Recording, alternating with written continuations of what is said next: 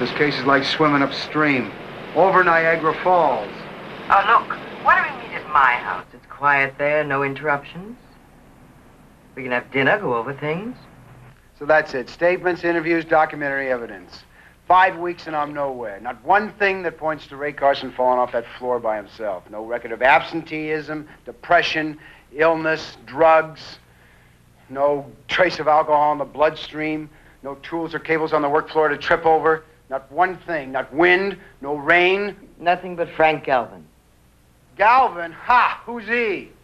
As far as I'm concerned, he doesn't exist. I call, he's not at home. I call at his office, he's in conference. To me, he's just a name on a statement. And I can recite that statement by heart. Did you go up there mad? Yes. Did you hit him? No. Did he hit you? Yes. And then what? And then mush. Now, what kind of defense can you build on mush? Do you shoot pool? I spent the first 14 years of my life in a pool room. Why? Not bad. Why don't you shoot that straight with me? You've had something on your mind all night. Say it. All right. I can't see any way to defend Galvin. What do you suggest? We plead him guilty? Manslaughter, maybe? 1 to 15? I didn't say that. Well, then what is it? Courtroom jitters? Or just that you don't like him? You got to stand in line for that, Mrs. Fitzgerald. 5 weeks now, and I have not found one person that has a good word to say about him. Since when is that a punishable offense? You don't have to like him. You just have to win his case. It's important to you, isn't it? Isn't it to you? When I believe in what I'm doing, yes. What kind of sentimental slop is that?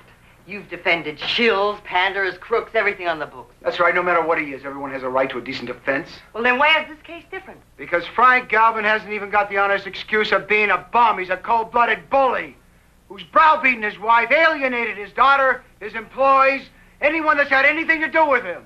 Except for some reason I can't understand you. Or is it just that money can buy anything?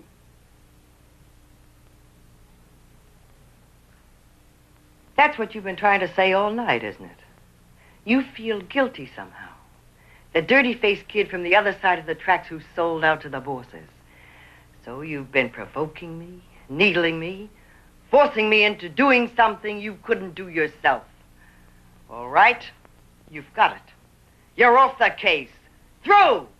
Finished.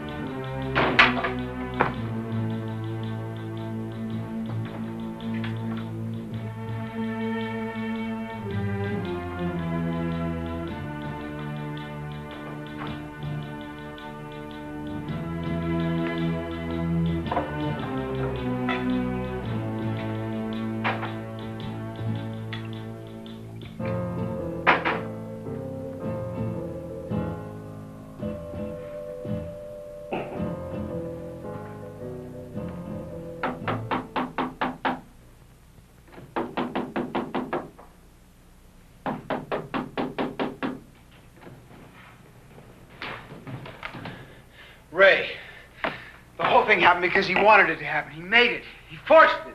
Was that when you told your mother? I didn't want to. But Ray insisted. He made me. Ray insisted. He made me. You know, that kept bugging me. Why should he have insisted? That could only lead to a confrontation with Frank. It had to be he wanted that confrontation.